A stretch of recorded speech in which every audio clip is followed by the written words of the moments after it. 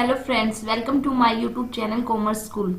और आज का हमारा टॉपिक है डेप्रिसिएशन, प्रोविजन एंड रिजर्व है। तो आज की इस वीडियो में हम करेंगे कि हमारा जो डेप्रिसिएशन क्या होता है। ठीक है, आप सबको पता है कि हम स्टेप बाय स्टेप अपना सिलेबस कंप्लीट कर रहे हैं।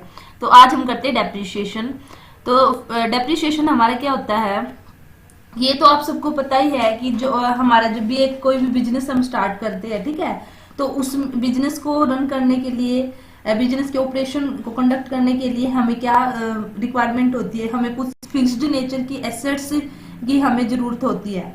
जैसे फॉर एग्जांपल एक बिजनेस के अंदर हमारा क्या होगा, जैसे बिल्डिंग चाहिए हमें, या प्लांट मशीनरी है, फर्नीचर है, ऑफिस इक्विपमेंट है, एक्सेट्रा। तो ये हमारी सभी किस नेचर की एसेट्स है, ये हमारी होती है फिक्स्ड नेचर की एसेट्स।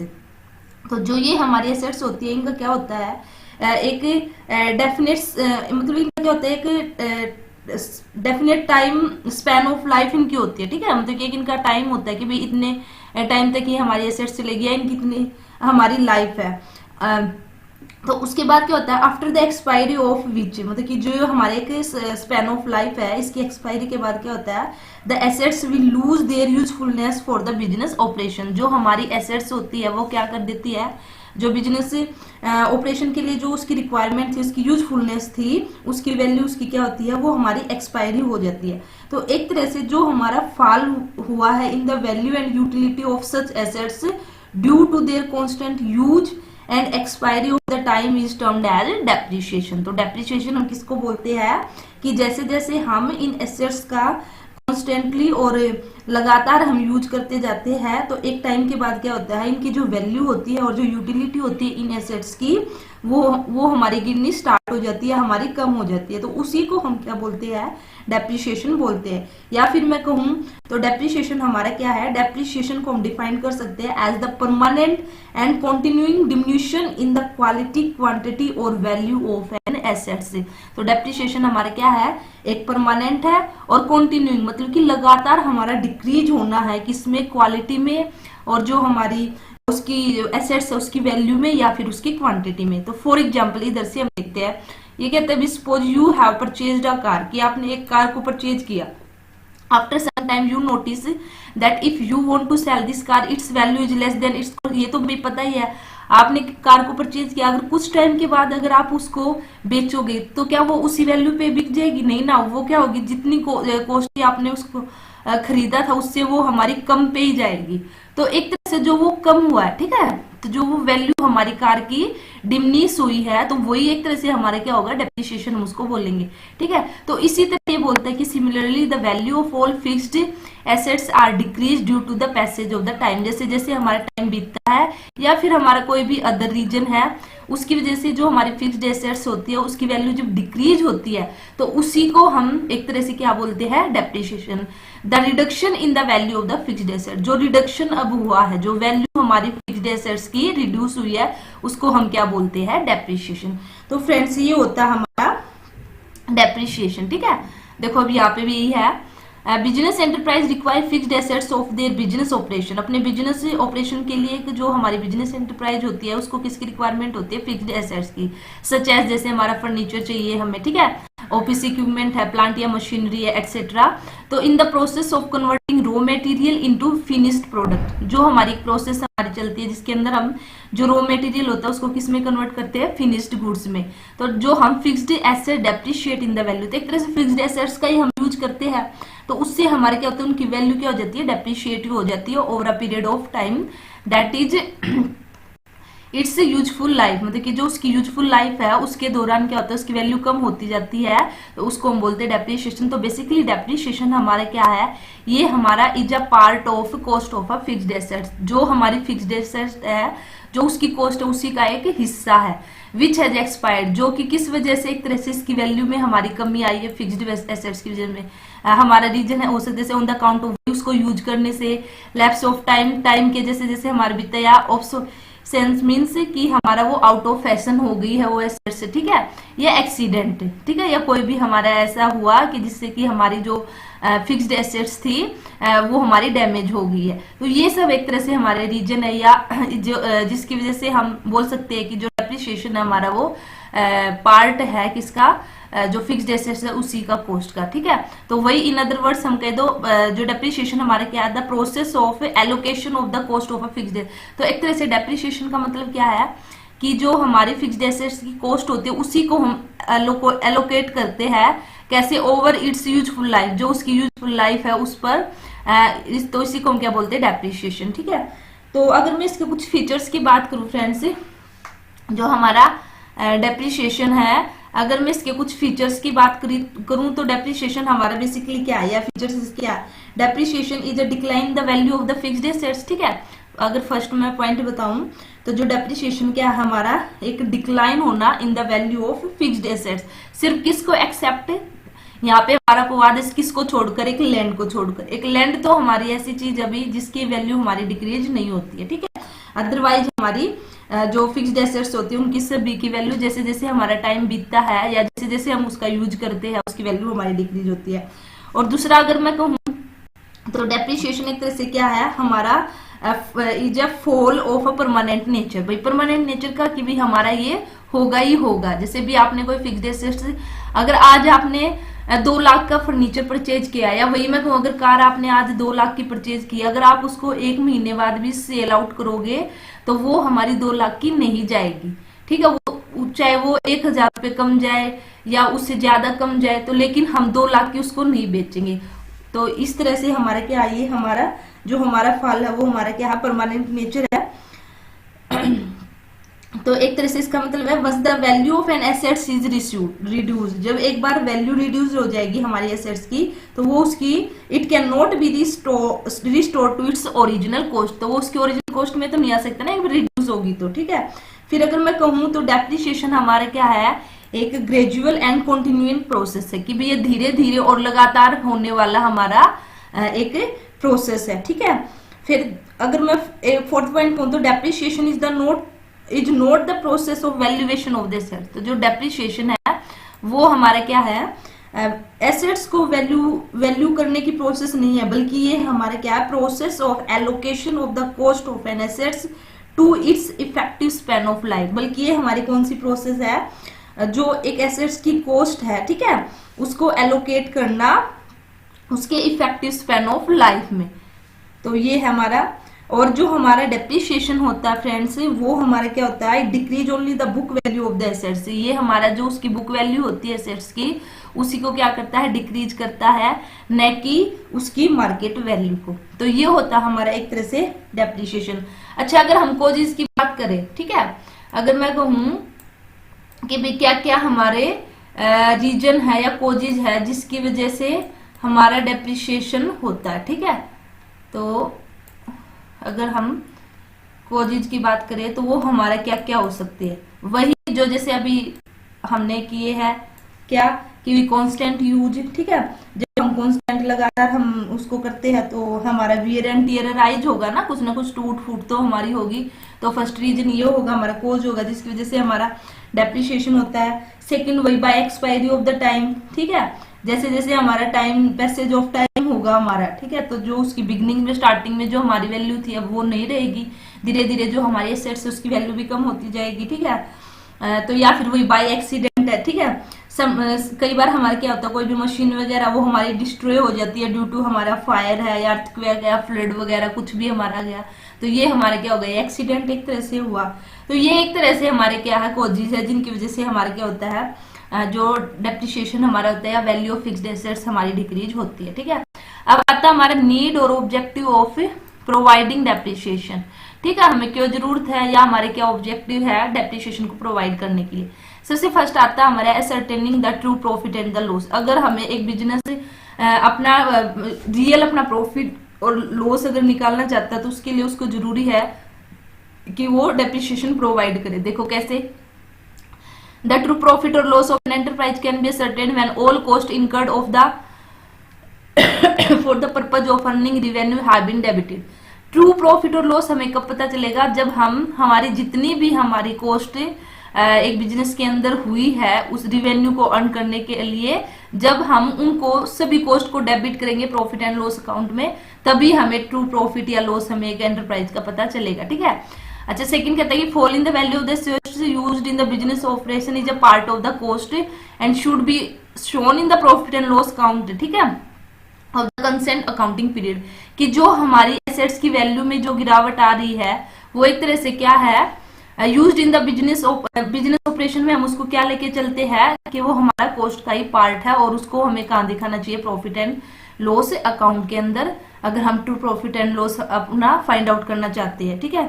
तो इन सब बातों को ध्यान में रखते हुए क्या करना है कि डेप्रिसिएशन को हम डेबिट करते हैं to profit and loss account में, तो क्योंकि since the loss in the value of the fixed assets also an expense like, क्योंकि जो हमारा जो value of assets fixed assets हमारी कम हुई है, जो लॉस हुआ in the value of fixed assets, वो हमारा क्या है, एक एक्सपेंस है, मतलब कि हर साल हम लेके चलते कि भी इस जो हमारी फिक्स्ड एसेट्स है इसकी वैल्यू हमारी इतनी कम हो जाएगी, तो उसको हम एक रूटीन या उसको हम एक्सपेंस लेके चलते हैं, तो इसलिए हम उसको प्रॉफिट एंड लॉस अकाउंट के अंदर हम शो करेंगे, ठीक है।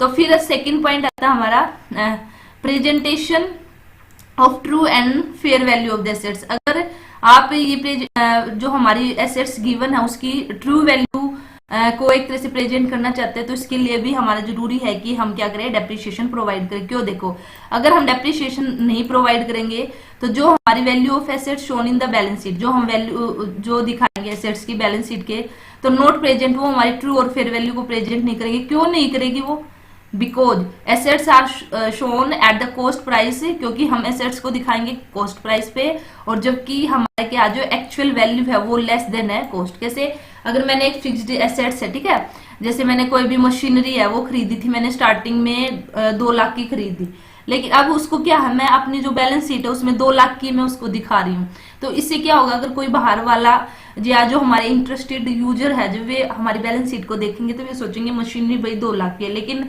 इस मशीनरी को खरीदे मुझे हो गया 5 ईयर्स।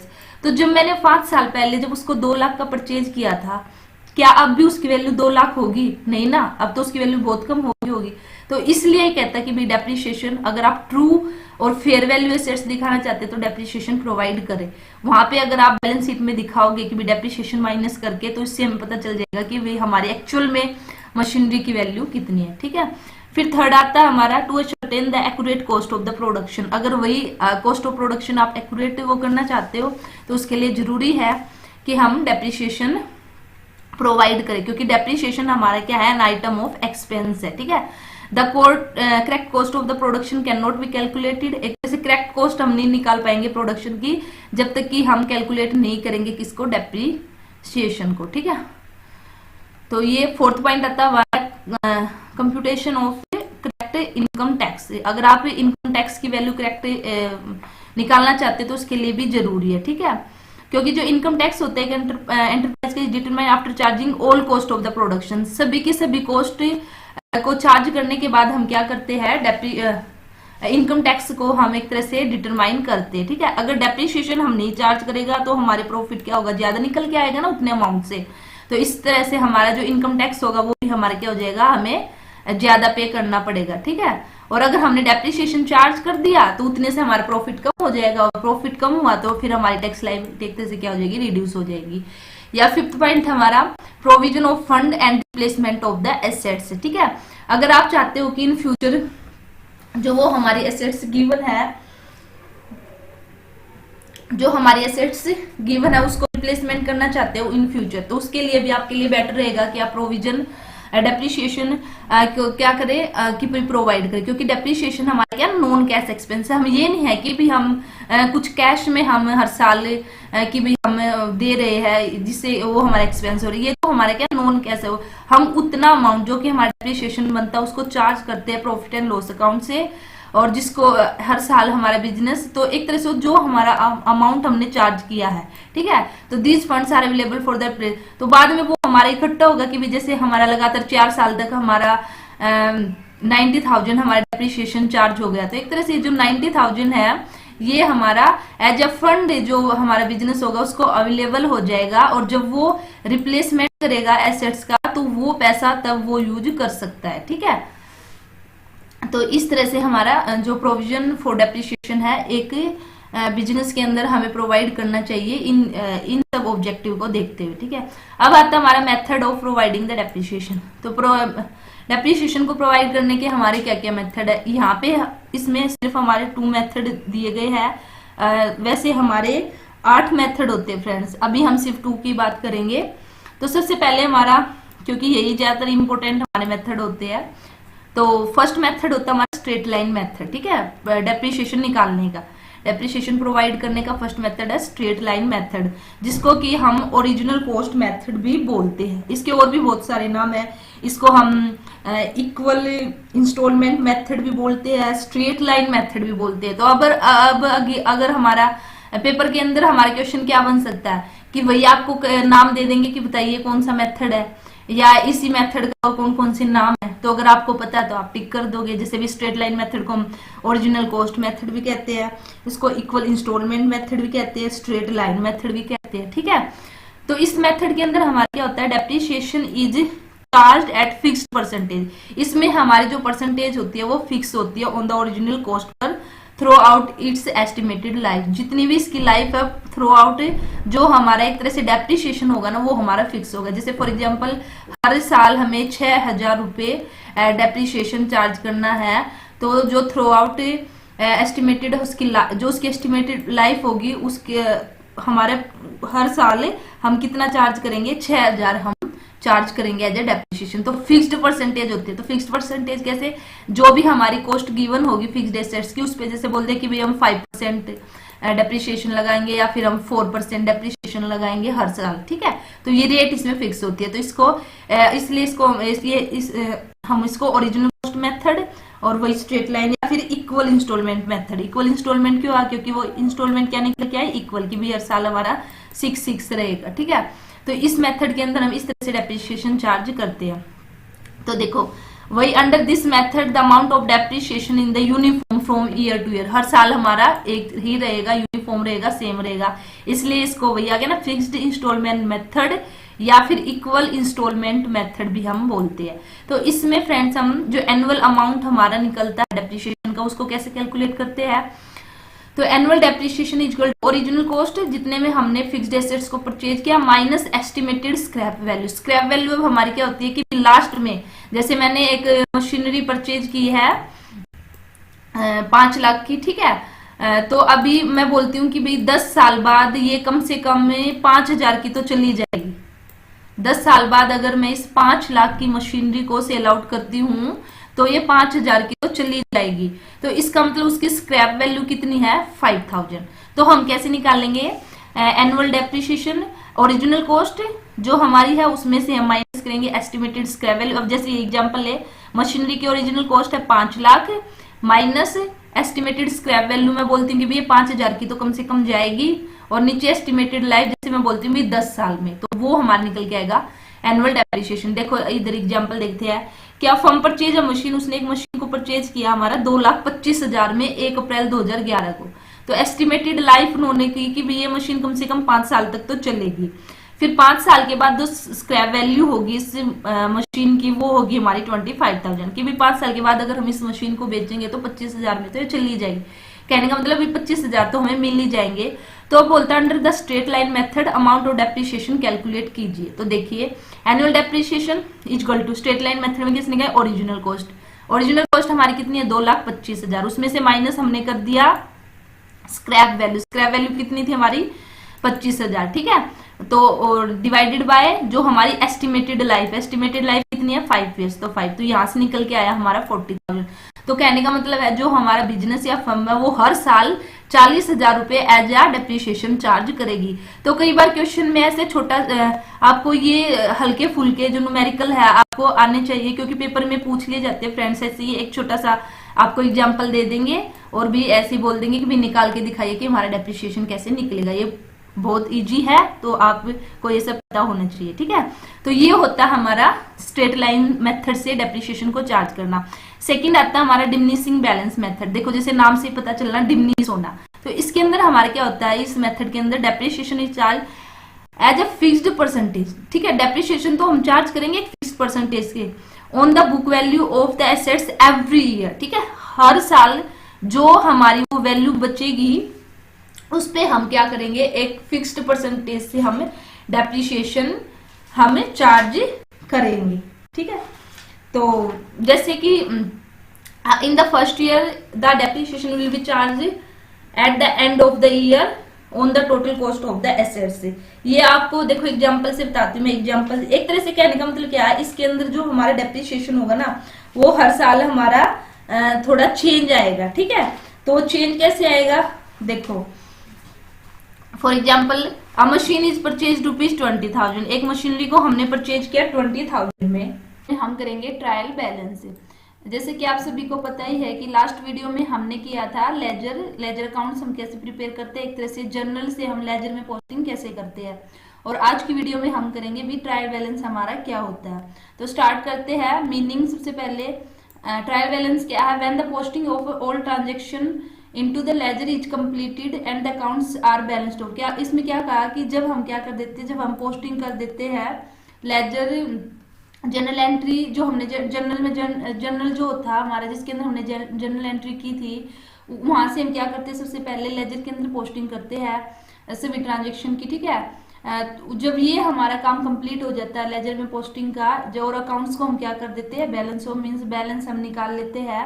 तो उसके बाद हमारा क्या होता है, then the balance of each account is put on a list called the trial balance. ठीक है, उसके बाद जो अब वो बैलेंस निकल के आए हैं हमारे लेजर के अंदर, जो हमने अकाउंट्स प्रिपेयर किए हैं उसके अंदर जो हमारे बैलेंस, किसी का डेबिट बैलेंस है तो किसी का क्रेडिट बैलेंस है, तो बाद में उन बैलेंस को हर एक अकाउंट के, ईच अकाउंट के उस बैलेंस को हम क्या करते हैं, एक लिस्ट के अंदर लिखते हैं। ठीक है, उसके अंदर हम पुट करते हैं, उसी को फिर हम क्या बोलते हैं, ट्रायल बैलेंस बोलते हैं। इसको थोड़ा और डिटेल में देखेंगे। डेफिनेशन क्या भी, trial balance is the list of debit and credit balance. तो ट्रायल बैलेंस बेसिकली हमारा क्या है, लिस्ट है। किस चीज की लिस्ट हमारी, जो हमारे डेबिट और क्रेडिट बैलेंस चीज की। और जो वे डेबिट और क्रेडिट बैलेंस हमने कहां से लिया है, जिसको कि हमने लिया है taken out from the ledger. ठीक है, जिसको कि हमने लेजर से लिया है। It is also called, it also include the balance of cash and bank taken from the cash book. जो हमारा ट्रायल बैलेंस उसके अंदर हम जो हमारी कैश बुक होती है, कैश बुक के अंदर जो हमारा कैश और बैंक के जो हमारे बैलेंस निकल के आते हैं उसको भी हम ट्रायल बैलेंस के अंदर लेते हैं। ठीक है, तो या फिर अगर मैं आपसे कहूं कि ट्रायल बैलेंस बेसिकली क्या है हमारा, ये हमारी एक टेक्निक है। ठीक है, ट्रायल बैलेंस क्या है, एक टेक्निक है for checking the accuracy of the debit and credit amount recording in the various ledger accounts. ये हमारी कैसी टेक्निक है, ट्रायल बैलेंस बेसिकली एक ऐसी टेक्निक है जो क्या करती है, लेजर के अंदर जो हमने अकाउंट्स प्रिपेयर किए हैं, ठीक है, उसके अंदर जो हमने डेबिट और क्रेडिट अमाउंट को रिकॉर्ड किया है उसकी एक्यूरेसी को भी हमारा ट्रायल बैलेंस क्या करता है, उसको चेक करने में हमारी हेल्प करता है। कैसे ये हमारा हेल्प करता है, क्योंकि हमें पता है जो हमारा ट्रायल बैलेंस है, ये हमारा जो डेबिट और क्रेडिट बैलेंस हमारा जब दिखाता है तो इसके अंदर हम लेके चलते कि हमारा डेबिट का और जो हमारा क्रेडिट जो बैलेंस है वो उसका टोटल हमारा क्या आता है, इक्वल आता है। तो इसलिए हम इसको एक तरह से as a technique of accuracy भी यूज करते हैं। अगर हमारा टोटल डेबिट का टोटल क्रेडिट के टोटल के इक्वल है तो इसका मतलब हम कहेंगे कि जो हमारी अर्थमेटिकल एक्यूरेसी है वो हमारी क्या बिल्कुल एक तरह से हमारे ठीक, हमने जो अकाउंट्स प्रिपेयर किए हैं वे क्या हमने ठीक किए। ठीक है, जब हम अब इसमें आता है हमारा प्रिपरेशन। ठीक है, ट्रायल बैलेंस एक तरह से हम कैसे प्रिपेयर करते हैं, कैसे बनाते हैं। तो इसके स्टेप क्या है, सबसे पहले हमारा स्टेप है ledger account which show a debit balance is put on the debit side. वही जो हमारे लेजर अकाउंट्स है वहां से हम देखेंगे, अगर उनका डेबिट बैलेंस है तो वो हमारे डेबिट साइड आ जाएगा। किसकी डेबिट साइड आ जाएगा, हमारा जो ट्रायल बैलेंस है उसकी डेबिट साइड में आ जाएगा। ठीक है, यदि हमारे लेजर अकाउंट्स अगर हमारा क्रेडिट बैलेंस शो करता है तो फिर हमारे ट्रायल बैलेंस की वो क्रेडिट साइड में आ जाएगा। उसके बाद accounts which show no balance, अगर कोई अकाउंट है जिसमें ना तो डेबिट बैलेंस निकल के आया ना क्रेडिट बैलेंस निकल के आया, मीन्स वहां पे क्या जो हमारा टोटल है वो इक्वल है। ठीक है, उसको हमें नोट एंटर्ड, उसको हम एंटर नहीं करेंगे किसके अंदर, ट्रायल बैलेंस के अंदर।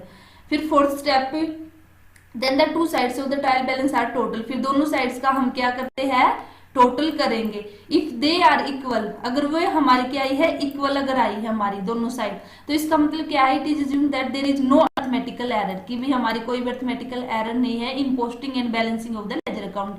कि जो लेजर अकाउंट हमने प्रिपेयर किए हैं उसमें हमारे उसके बैलेंस करने में या अकाउंट प्रिपेयर करने में हमारी कोई भी अर्थमेटिकल एरर हमारी नहीं आई है। ठीक है, तो इस तरह से हम क्या करते हैं, ट्रायल बैलेंस को प्रिपेयर करते हैं। अब हमारे ऑब्जेक्टिव क्या है और या कहे हम फंक्शन क्या है ट्रायल बैलेंस के।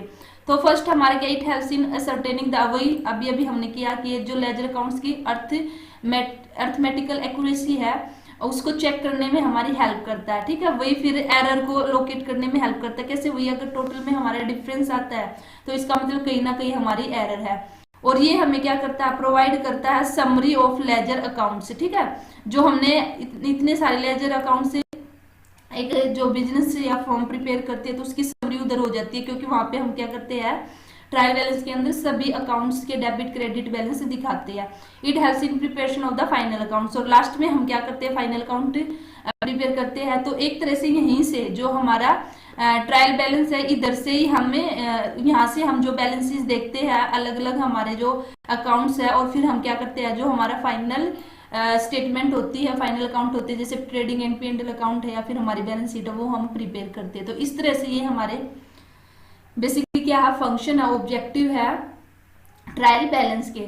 अभी हमारा क्या है, recording in the journal and the subsidiary books, posting into the ledger and preparation of the trial balance. अब इसमें क्या दिया है, इन्होंने कहा कि भी एक इन्होंने पूरा ही एक इलस्ट्रेशन दिया है, क्वेश्चन दिया है, जिसके माध्यम से आपको पूरा क्लियर किया कि भी कैसे रिकॉर्डिंग की है जर्नल की में और सब्सिडरी बुक में, उसके बाद पोस्टिंग की गई हमारी लेजर में, और उसके बाद क्या प्रिपेयर किया, ट्रायल बैलेंस।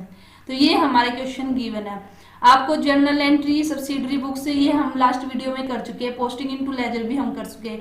इस क्वेश्चन में हम सिर्फ अब हम देखेंगे भी ट्रायल बैलेंस कैसे प्रिपेयर किया है। ठीक है, अगर हम क्वेश्चन करेंगे तो क्वेश्चन में बहुत ज्यादा टाइम लग जाएगा, तो मैं आपको डायरेक्ट बता देती हूँ कि हमारा ट्रायल बैलेंस हम कैसे प्रिपेयर करते हैं। तो फ्रेंड्स देखिए, ये हमारे क्या लेजर्स अकाउंट है, जो ये क्वेश्चन एग्जांपल दिया ना, ये हमारा है। हम इधर से डायरेक्ट अपना थोड़ा सिंपल सा करते हैं समझने के लिए कि भाई हम ट्रायल बैलेंस के अंदर कैसे हम दिखाते हैं।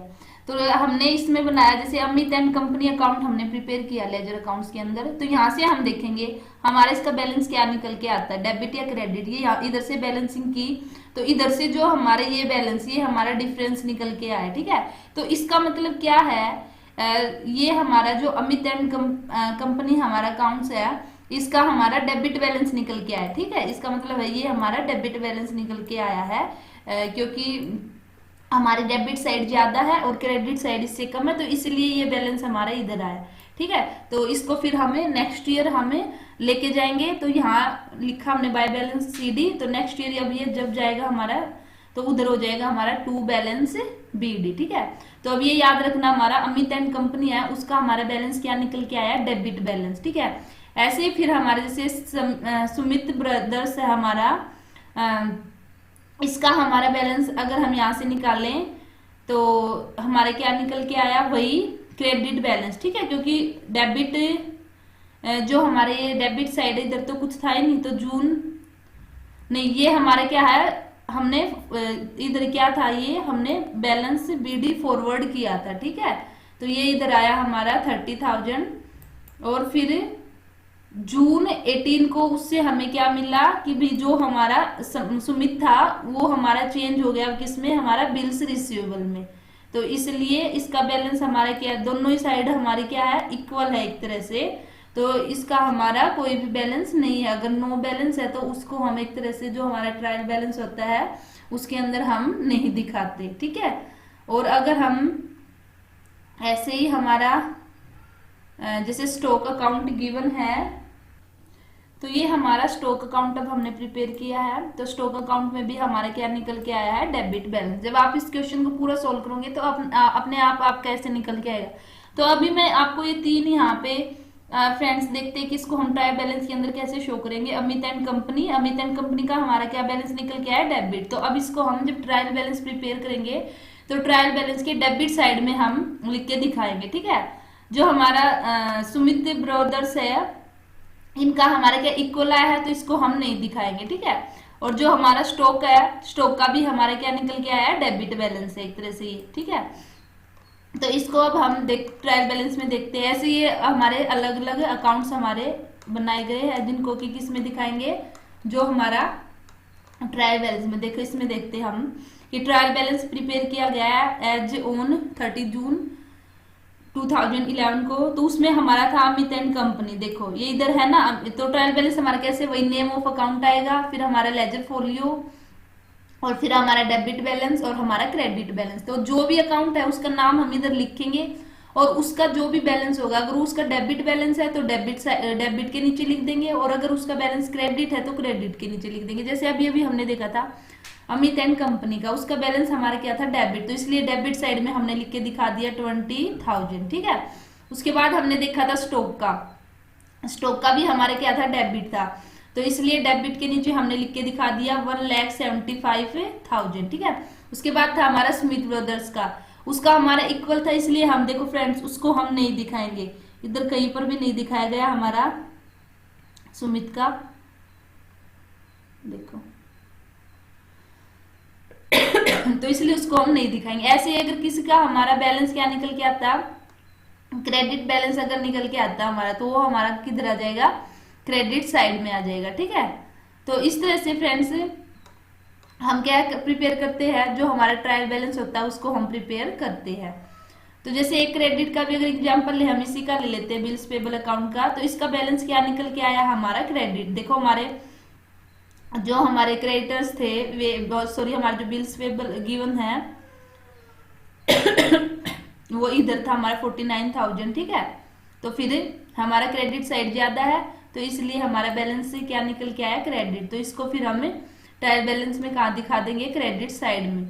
जो हमारे बिल्स पेबल है ये दिखा दिया हमने क्रेडिट साइड में। उसके बाद हम क्या करते हैं, हम टोटल करेंगे ट्रायल बैलेंस के डेबिट साइड का और क्रेडिट साइड का। अगर वो हमारा निकल के आता है इक्वल, तो इसका मतलब हमारे अर्थमेटिक हमारा जो क्वेश्चन हमने किया है या हमने जो लेजर वगैरह प्रिपेयर किए हैं वे हमारे क्या है, अर्थमेटिकली ठीक है, हमारे उनमें कोई एरर नहीं है। Sorry friends.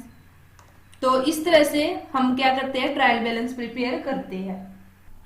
तो फ्रेंड्स बेसिकली जो हमें याद रखना ये कि ट्रायल बैलेंस हमारा क्या होता है, ट्रायल बैलेंस एक तरह से एक लिस्ट होती है जिसके अंदर जो लेजर के अंदर हमने जितने भी अकाउंट्स प्रिपेयर किए हैं उनका डेबिट और क्रेडिट बैलेंस को हमें ट्रायल बैलेंस के अंदर शो करते हैं, और ये हमारी हेल्प करता है एक्यूरेसी को चेक करने में। ठीक है। जो हमने रिकॉर्ड किए थे, जो अमाउंट हमने रिकॉर्ड किया था लेजर के अंदर। ठीक है। तो अब आता है हमारा सस्पेंस अकाउंट। तो कई बार फ्रेंड्स हमारा क्या होता है, जो ट्रायल बैलेंस होता है वो कई बार एग्री नहीं करता। एग्री करने का मतलब कि जो हमने टोटलिंग अभी हमने की थी, इसका डेबिट और क्रेडिट का टोटल क्या आएगा, इक्वल आएगा। तो कई बार क्या होता है हमारा इक्वल नहीं आता, तो इसका मतलब क्या है तो इसका मतलब ये है कि भाई कहीं हमने कोई एरर की है। ठीक है। तो फिर हम क्या करेंगे, हम उस एरर को फाइंड आउट करने की कोशिश करेंगे। देखो यहाँ पढ़ते हैं When trial balance does not agree, then first of all we try। तो सबसे पहले हम क्या करेंगे, हम ट्राई करेंगे टू लोकेट द एरर, कि भी हम ढूंढेंगे कहाँ हमने गलती कर दी। Sometime in spite of the best effort, हमने बहुत कोशिश की लेकिन हमें क्या हुआ, एरर्स का हम लोकेट नहीं कर पाए। तो और एरर को लोकेट नहीं कर पाए तो हमारा क्या हुआ, जो ट्रायल बैलेंस था डज नॉट टैली, अब वो हमारा टैली नहीं कर रहा। तो इस केस में to avoid the delay in the preparation of the final account, ठीक है, फाइनल अकाउंट प्रिपेयर करने तो हमें करना ही है। अब ज्यादा देर न करते हुए हम क्या करेंगे, एक नया अकाउंट हम ओपन करेंगे जिसको कि हम क्या बोलते हैं, सस्पेंस अकाउंट। और जो वो हमारा डिफरेंस निकल के आता है ट्रायल बैलेंस के अंदर उसको हम किस में डाल देते हैं, जो हमने ये नया अकाउंट ओपन किया सस्पेंस अकाउंट में। If there is excess debit in the trial balance, अगर हमारा जो डेबिट साइड एक तरह से ट्रायल बैलेंस की वो हमारी ज्यादा निकल के आई है, तो डिफरेंस को हम कहाँ पोस्टेड कर देंगे, credit side of suspense account, ठीक है। और अगर हमारा क्रेडिट साइड ज्यादा है तो जो वो जितने का डिफरेंस है हमारा अब, तो उसको हम क्या कर देंगे, debit side of suspense account में, ठीक है। अब इसको एक एग्जांपल से करते हैं हम। देखो फॉर एग्जांपल जो हमारा ट्रायल बैलेंस है उसका हमने टोटल किया, डेबिट साइड का टोटल तो हमारा निकल के आया 2,25,000, और जो हमारा क्रेडिट साइड का टोटल है वो हमारा निकल के आया 2,16,500। तो जो हमारा डिफरेंस कितने का आया है, 8,500 का। जो ये 8,500 का डिफरेंस क्या, तो एक तरह से जो ट्रायल बैलेंस है उसकी डेबिट साइड ज्यादा है ना क्रेडिट साइड से 8500 रुपये से, तो जो अब हमारा एक्सेस है डेबिट, ये हमारा कहाँ चला जाएगा, credit side of suspense account. ऐसे ही अगर हमारा उल्टा है, ठीक है, अगर हमारा क्वेश्चन में क्या आया, डेबिट साइड का बैलेंस हमारा ये आया और क्रेडिट साइड का आया हमारा 2,25,000, तो वही जो हमारा एक्सेस है, अब हमारा क्रेडिट साइड क्या है, ज्यादा है, तो वो हमारा जितने से ज्यादा है उस अमाउंट वो हमारा डेबिट साइड चला जाएगा ऑफ सस्पेंस अकाउंट के, ठीक है। तो इस तरह से जो हम जब हमारा ट्रायल बैलेंस डिसएग्री करता है या डज नॉट एग्री करता है, तो फिर उस केस में हमारा एरर ढूंढने के बाद भी अगर हमें एरर नहीं मिलती तो जितना भी हमारा डिफरेंस निकल के आता है, ठीक है, वो हमारा सस्पेंस अकाउंट में चला जाएगा। अब जो हमने सस्पेंस अकाउंट हमने प्रिपेयर किया है, ठीक है, या ओपन किया, उसको क्लोज कैसे करेंगे, the error which lead to the difference still remain too heavy. तो अब हम क्या करेंगे भी, जो हम फिर भी क्या करेंगे, सस्पेंस अकाउंट ओपन करने के बाद भी हम एक तरह से ढूंढने की कोशिश करेंगे कि भाई, कोशिश करते रहेंगे कि भाई हमारी एरर कहाँ आई है, ठीक है, और उसके बाद जो वो हमारी एरर आई है उसको हम रेक्टिफाइड करते किससे, सस्पेंस अकाउंट से। One sided error which will be, वो हमारी या वन साइडेड एरर है, तो ये ना आपको ज्यादा समझ आएगा जब हम करेंगे, हमारा चैप्टर आएगा रेक्टिफिकेशन ऑफ एरर, वहां पे आपको अच्छे से क्लियर हो जाएगा। मेन कहने का मतलब यही है, अगर हमारी एरर जैसे जैसे हमारी एरर हमें पता चलती पाएगी, हम उतने अमाउंट से ऑटोमेटिकली हमारा जो सस्पेंस अकाउंट है ना वो क्लोज होता जाएगा, ठीक है। वो वहां पे जब हम ये चैप्टर करेंगे ना तब आपको और जल्दी से क्लियर हो जाएगा। तो अभी आप इधर इतना ही देख लो। तो कहते हैं when all the errors are rectified, जब हमारी सारी की सारी एरर रेक्टिफाइड हो जाती है, द अकाउंट्स क्लोज डाउन, तो जो ये हमारे सस्पेंस अकाउंट है ये ऑटोमेटिकली अपने आप ही बंद हो जाएगा। If the difference in the trial, लेकिन अगर फिर भी कहता है भाई चलो हमने जितनी भी एरर थी वो हमने फाइंड कर ली, लेकिन कहीं ना कहीं फिर भी हमारी कुछ अमाउंट हमारा ट्रायल बैलेंस में डिफरेंस या ये सस्पेंस अकाउंट हमारा अब भी है, तो उस केस में हम इसको कहाँ शो करते हैं, बैलेंस शीट में हम इसको दिखाएंगे, किसको, सस्पेंस अकाउंट को। तो उसको हम कहाँ दिखाएंगे, अगर डेबिट बैलेंस है हमारे सस्पेंस अकाउंट का तो वो हमारा asset side of balance sheet के एसेट साइड में आ जाएगा, और अगर हमारा क्रेडिट बैलेंस है सस्पेंस अकाउंट का तो वो हमारी लायबिलिटी साइड में आ जाएगा। अभी फ्रेंड जैसे क्वेश्चन हमारा यही बनता है, यहाँ से क्वेश्चन बन जाएगा if there is debit balance of suspense account, तो बताओ ये कहाँ आएगा, तो हमारा जैसे ऑप्शन मिलेगा, ठीक है, पेपर के अंदर, तो हमारा आंसर क्या हो जाएगा, एसेट साइड में। और अगर क्वेश्चन बनता है कि भाई अगर सस्पेंस अकाउंट का क्रेडिट बैलेंस है तो उसको कहाँ पे हम शो करते हैं, तो फिर वो आ जाएगा हमारा लायबिलिटी साइड में और बैलेंस शीट की, ठीक है। तो ये फ्रेंड्स था हमारा ट्रायल बैलेंस के बारे में। और जो नेक्स्ट टॉपिक है, नेक्स्ट टॉपिक हमारा होगा बैंक रिकॉन्सिलेशन स्टेटमेंट, ये हम नेक्स्ट वीडियो में करेंगे, ठीक है। और अगर आपको मेरी वीडियो अच्छी लगी है तो प्लीज लाइक कीजिए, शेयर कीजिए, कोई डाउट है आपका तो कमेंट कीजिए। Thank you.